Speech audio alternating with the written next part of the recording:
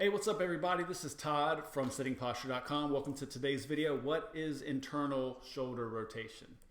There's three types of shoulder rotation. There's internal, external, and then there's neutral and balanced, which is kind of like no rotation at all. It's like a good neutral stage between, a good neutral position between internal and external. We'll talk about each of these here. Internal could be anything from opening a door, pushing that door open, our shoulder rotates in just a little bit. Throwing a ball, of course, has a lot of internal shoulder rotation.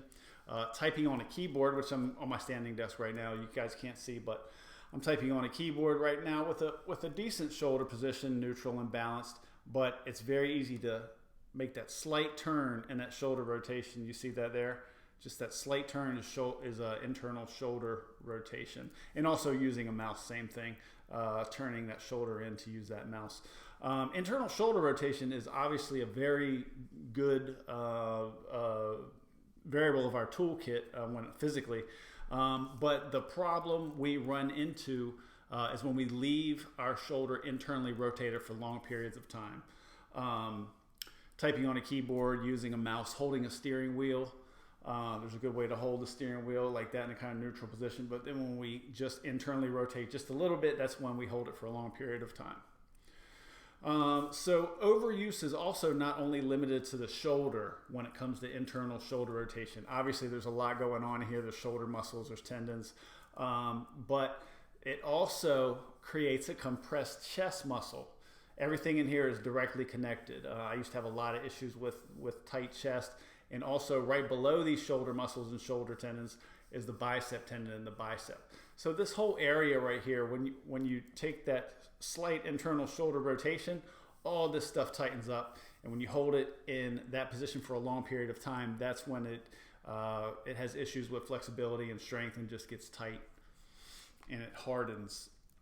Second type of rotation is external. External is, there's a good stretch you can do called a door stretch. You just walk into an open door frame and just put your forearms on the outside of it and you just kind of lean into it just a little bit and externally rotate that shoulder just a little bit. Don't overdo it. Weighted exercises you can do, like you say, if you're in a gym, you got a cable machine, you can come back this way, pull the cable like that. And also a dumbbell. It's kind of hard to explain in this video setup, but there are ways to use a dumbbell for external lifting exercises. One thing that helped me out a lot was overhead squats with a barbell. So this is not a video to show you how to do an overhead squat, obviously, but being in this position right here for a long period of time, or not for a long period of time, but increasing the amount of time that I was in that position was a huge help for me. And when I first started, I could barely do the 45-pound barbell. Added 5 pounds to each side, got all the way up to, after a few months, it was 135 pounds. Nothing super crazy in the community that some guys lift in, but I mean, it was pretty heavy for me, 135 pounds. But the main thing is it increased my external rotation and it improved the use of my shoulder and my chest and my bicep while I was in that internal rotation.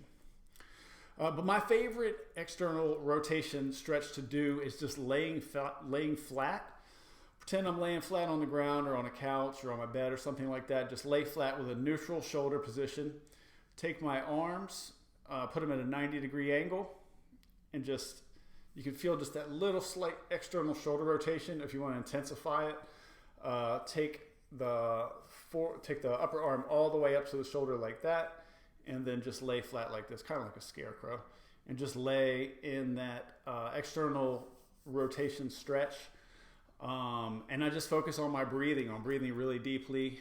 I just concentrate on that. That's what's helped me the most, because the other ones, you know, weighted exercises and overhead squats, those are important. But what we're doing when we're in this position, we can keep this for long periods of time.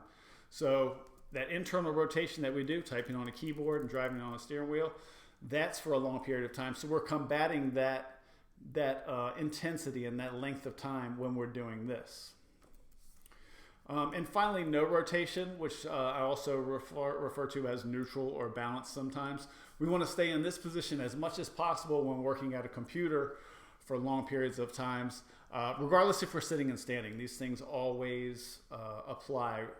These variables always apply regardless if we're sitting or standing. But you can see right now I'm standing at my keyboard. This is a nice neutral balanced position. My keyboard is right here. I don't want to get too far away from it because I'm extending my arms. And even though my shoulders are still in a neutral and balanced position, it's very easy to let stress overtake the upper body of mine and to get into that internal shoulder rotation. You also notice when I get in that internal shoulder rotation, my upper body leans forward and I start slouching. So it's a chain reaction.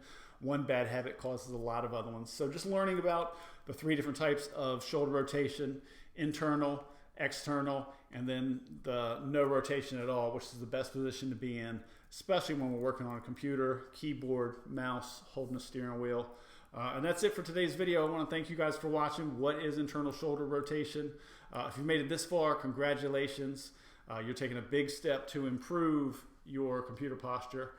If you want to sign up for free email updates, I send an email out called Computer Posture Weekly once a week on Fridays, and that email includes a link to the article that I wrote that week, as well as 2 links to the YouTube videos that I posted to my website for that week. So if you want to sign up there, go to sittingposture.com/newsletter. I'll also put that link in the description of this video.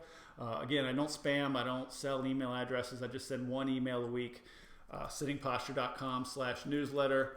It's called Computer Posture Weekly, and you can unsubscribe at any time you like just by clicking one button at the bottom of the email. So that's it for today's video. Ooh, that's a good one. That's it for today's video. Sittingposture.com. This is Todd Bowen. Thanks, guys. Appreciate you. See you on the next video.